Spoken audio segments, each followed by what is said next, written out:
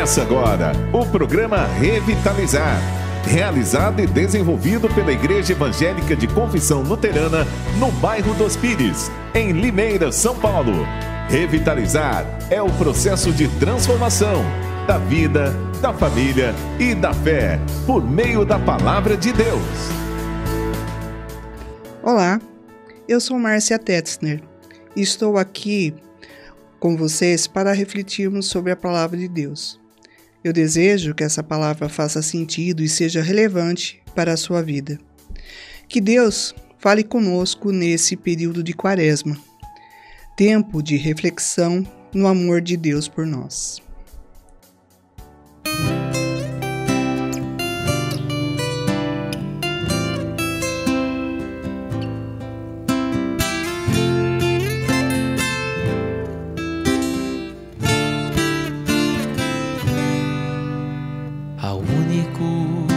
Que é digno de receber a honra e a glória, a força e o poder, ao Rei eterno e imortal, invisível, mas real, a Ele ministramos o louvor. Ao único que é digno de receber a honra e a glória, a força e o poder, ao Rei eterno e imortal, invisível, mas real, a Ele ministramos o louvor. Coroamos a Ti, ó Rei Jesus, coroamos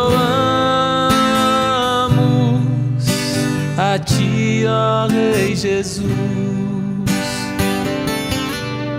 adoramos o Teu nome, nos rendemos aos Teus pés, consagramos todo o nosso ser a Ti, ao único que é digno de receber a honra e a glória, a força e o poder,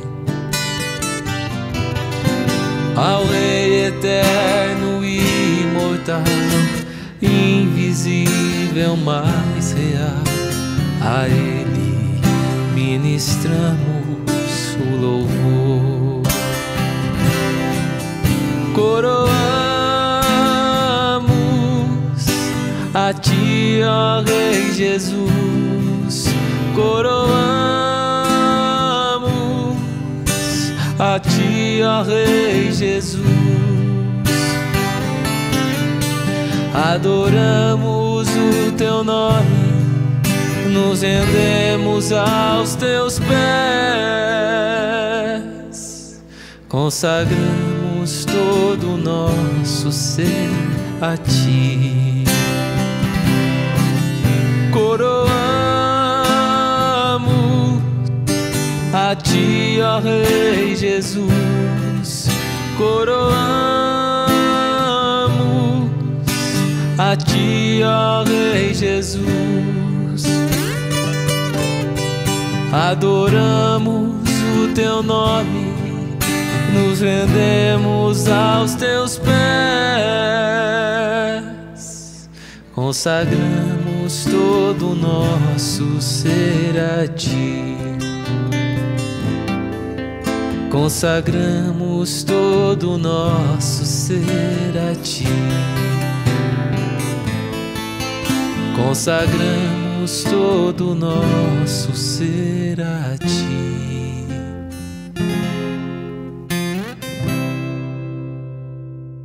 Quero saudá-los com as palavras que encontramos nas senhas diárias para o dia de hoje. No Salmo 33, 9, Lemos. Deus falou e tudo se fez. Ele ordenou e tudo passou a existir. Em Mateus 8, versículo 8. O centurião disse para Jesus: Senhor, não sou digno de recebê-lo em minha casa, mas apenas mande com uma palavra e o meu servo será curado. Palavra é poder. Quais as palavras que têm poder hoje? Quem ordena? Aquele que obriga, que impõe a sua vontade, que elimina quem ou o que não lhe agrada? A palavra poderosa ordenou a existência, a vida multiforme. O verdadeiro poder se inclina, cuida da pessoa fragilizada, doente e excluída. Não somos pessoas dignas desse poder, mas somos pessoas chamadas pelo batismo a colocá-la a serviço e em amor.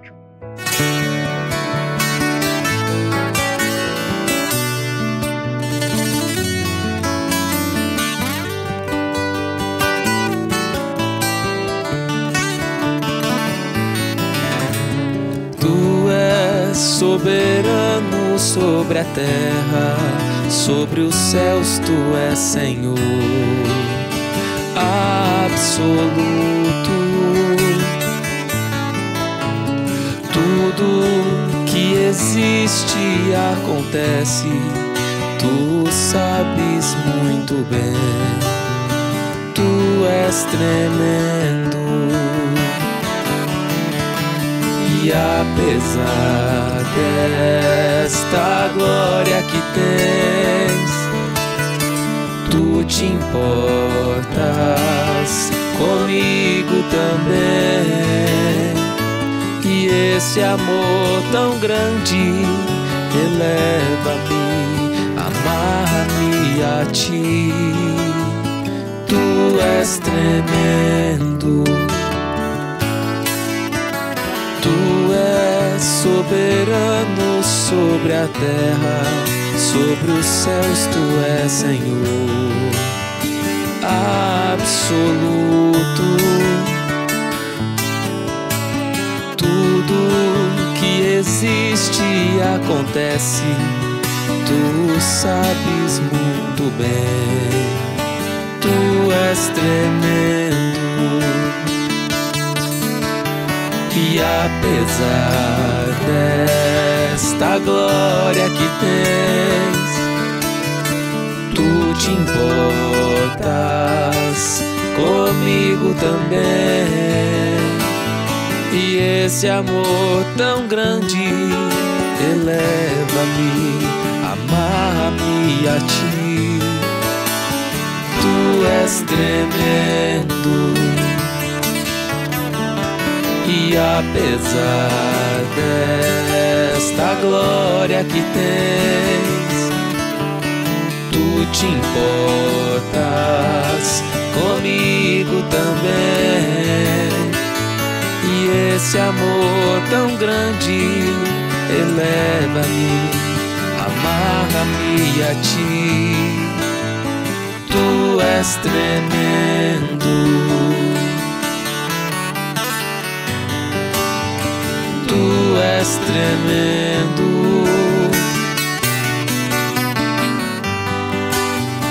Tu és tremendo.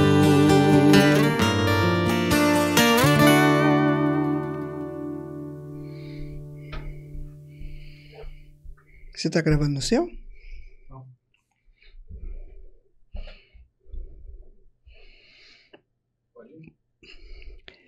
Que a graça e a paz do nosso Senhor Jesus Cristo esteja com cada um de nós. Amém. Gostaria de iniciar esse tempo de meditação na palavra lhe fazendo uma pergunta. Qual foi a maior prova de amor que você já recebeu? A palavra que queremos meditar no dia de hoje vai justamente nos relembrar qual foi a maior prova de amor que todos já recebemos ou poderíamos receber ao longo da nossa vida. Eu convido a você a abrir a Bíblia no Evangelho de João, capítulo 3, versículos 16 e 17, que eu passo a ler. Porque Deus tanto amou o mundo que deu o seu Filho unigênito, para que todo o que nele crer não pereça, mas tenha a vida eterna. Pois Deus enviou o seu Filho ao mundo, não para condenar o mundo, mas para que esse fosse salvo por meio dele. Para entendermos melhor o texto que acabamos de ler, é interessante observarmos o contexto no qual ele está inserido. Jesus é procurado por um homem chamado Nicodemos, que era um fariseu e exercia uma autoridade entre o povo judeu. Este homem estava espantado com o poder e a autoridade que Jesus tinha para a cura de pessoas. Isso fez com que ele procurasse Jesus. Nicodemos sabia que somente alguém que fosse enviado por Deus poderia fazer o que Jesus estava fazendo e da forma como ele estava fazendo. Diante disso, Jesus começa a explicar a Nicodemos o motivo pelo qual Deus o havia enviado a esse mundo, que era para estabelecer um novo reino. Mas que reino é esse? Quando olhamos para o livro de Gênesis, vemos um Deus muito poderoso e muito criativo, dando forma a todas as coisas que hoje existem. Mas além da criação de todas as coisas, vemos também em Gênesis Deus tendo uma alegria e um prazer imenso ao se relacionar com toda a sua criação. Principalmente o ser humano, pois esse vivia em perfeita harmonia com o Criador. Havia uma ligação direta entre Deus e o ser humano, ao ponto deles conversarem face a face. Porém, o diabo conseguiu convencer o ser humano a desobedecer a Deus. E essa desobediência fez com que o relacionamento perfeito que havia entre Deus e o ser humano fosse rompido. Foi a partir de então que o ser humano começou a andar afastado de Deus, sem rumo, sem saber o que fazer e até mesmo a buscar as coisas por seus próprios interesses e não mais pela vontade de Deus. Só que essa nunca foi a vontade de Deus. A vontade de Deus sempre foi e sempre será que o ser humano viva em um relacionamento íntimo, profundo e direto com Ele. Foi pensando nisso que Deus enviou Jesus a esse mundo, porque Deus amou tanto o mundo que deu seu Filho unigênito para que todo o que nele crer não pereça, mas tenha a vida eterna. Deus nos ama tanto que, por intermédio de Jesus, Ele quer restabelecer o seu relacionamento que foi rompido pelo pecado. Mas talvez você possa se perguntar, mas por que Deus nos ama, sendo que nós somos falhos, pecadores, e não conseguimos muitas vezes fazer aquilo que Ele nos pede? A resposta é simples. Deus nos ama porque Ele quer. A essência de Deus é o amor, e isso faz com que Ele queira nos amar e se relacionar com cada um de nós. Mas então, Deus deve amar somente aquelas pessoas que vão aos cultos, que estão envolvidos de alguma forma na vida da comunidade e que fazem a sua vontade? Não. O texto de João 3,16 nos deixa muito claro que Deus ama todas as pessoas, sem preconceito, sem discriminação, sem se importar se é pobre ou rico, independente da cor da pele, se está ou não inserido ou em uma comunidade. Deus amou o mundo todo sem distinção. A prova disso é que Deus entregou o seu único filho, pois sabia que alguém precisava pagar o preço do pecado. Jesus não veio a este mundo apenas para um grupinho de pessoas. Ele veio para todos, pois todos pecaram e carecem da misericórdia de Deus. Mas o que a gente pode fazer? a gente pode crer neste amor de Deus por cada um. A cada um de nós que nos chama a uma vida para mais perto dele. O texto de João 3, 16 e 17 nos revela que Deus não é só de palavras, mas também de ações. Pois ele nos fala do seu amor, mas também mostra na prática o que é amar. Portanto, o amor de Deus ultrapassa todos os limites. O amor de Deus é incondicional, pois ele nos ama mesmo sendo falhos e pecadores, mas ao mesmo tempo nos chama ao arrependimento. O amor de Deus é como de um rei, que num belo dia decretou que todo aquele que fosse pego roubando tivesse seus 2 olhos arrancados. Por um bom tempo, o problema de roubo foi solucionado. Porém, num belo dia, seu empregado chegou até o rei, dizendo que pegaram alguém roubando. O rei prontamente disse que a lei precisaria ser cumprida. Os 2 olhos dessa pessoa precisariam ser arrancados. Só que o empregado continuou: Majestade, a pessoa que foi pega roubando é o seu filho. Como pai, o rei não poderia mandar arrancar os 2 olhos do filho. Ou alguém que aqui é pai faria uma coisa dessa? Mesmo sabendo que o filho errou? Mas como rei, ele também não poderia passar em branco, pois estava em jogo a sua autoridade. O que fazer? O filho, por sua vez, estava arrependido do que havia feito. O pai, que ao mesmo tempo é rei, toma uma decisão. Meu filho errou, está arrependido, mas a lei precisa ser cumprida. Pois bem, arranquem os meus próprios olhos. Eugene H. Peterson, na Bíblia, a mensagem vai nos trazer o texto de João 3,17 da seguinte forma: Deus amou tanto o mundo que deu seu Filho, seu único Filho, pela seguinte razão: para que ninguém precise ser condenado, para que todos crendo nele possam ter a vida plena e eterna. Deus não se deu ao trabalho de enviar seu Filho apenas para poder apontar um dedo acusador e dizer à humanidade como ela é má. Ele veio para ajudar, para pôr o mundo nos eixos outra vez.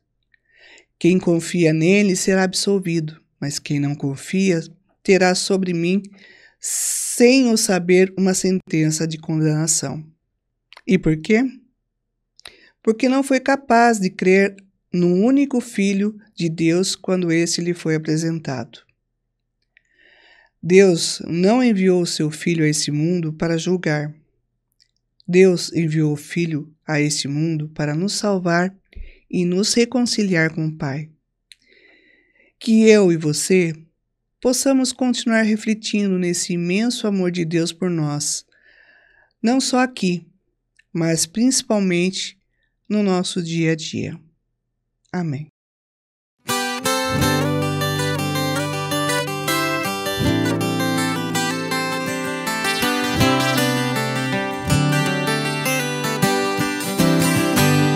Em cegueira andei e perdido vaguei, longe, longe do meu Salvador.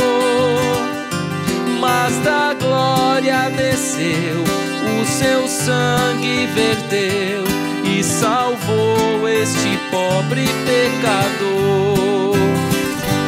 Foi na cruz, onde um dia eu vi meu pecado castigado em Jesus. Foi ali pela fé que meus olhos abri e agora me alegra em sua luz. Já ouvia falar dessa graça sem par que do céu trouxe Cristo Jesus. Mas eu eu surdo me fiz, converter-me não quis ao Senhor que por mim morreu na cruz. Foi na cruz, onde um dia eu vi meus pecados castigados em Jesus. Foi ali pela fé que meus olhos abri, e agora me alegro em sua luz.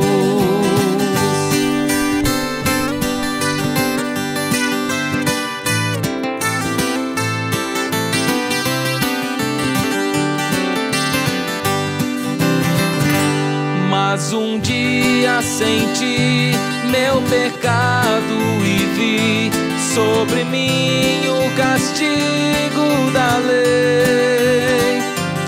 Apressado fugi, em Jesus me escondi, e abrigo seguro nele achei. Foi na cruz, onde um dia eu vi meu pecado castigado em Jesus. Foi ali pela fé que meus olhos abri, e agora me alegro em sua luz. Que ditoso então foi ao meu coração conhecer o excelso amor que levou meu Jesus a sofrer numa cruz e salvar este pobre pecador. Foi na cruz, onde um dia eu vi meus pecados castigados em Jesus.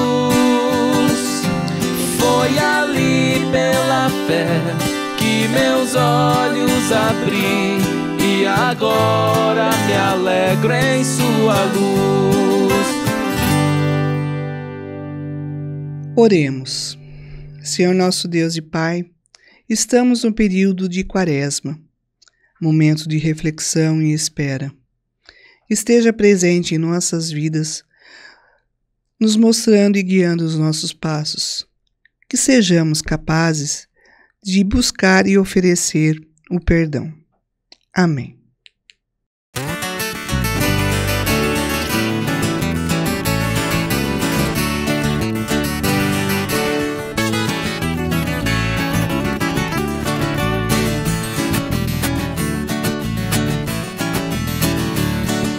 Se das vidas vagas por celosa ação, se com desalento julgas tudo vão, contas muitas bênçãos, dize-as de uma vez, e hás de ver surpreso quanto Deus já fez.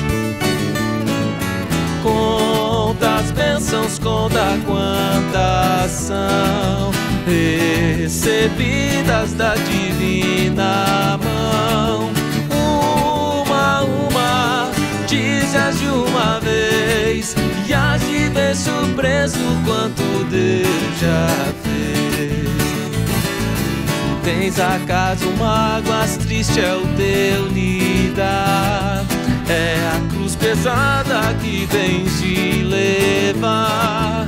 Contas muitas bênçãos, não duvidarás, e em canção alegre os dias passarás.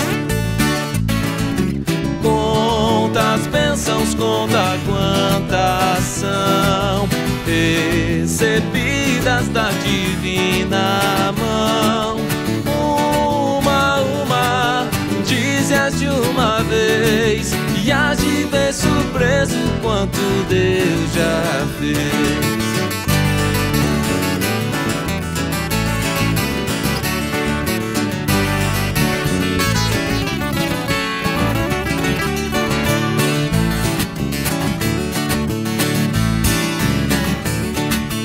Quando vires outros com seu ouro e bens, lembras que tesouros prometidos tens. Nunca os bens da da terra poderão comprar a mansão celeste em que tu vais morar. Conta as bênçãos, conta quantas são recebidas da divina mão. Uma, dizes de uma vez, e hás de ver surpreso quanto Deus já fez. Conta as bênçãos, conta quantas são recebidas da divina mão. Uma, dizes de uma vez, e hás de ver surpreso quanto Deus já fez.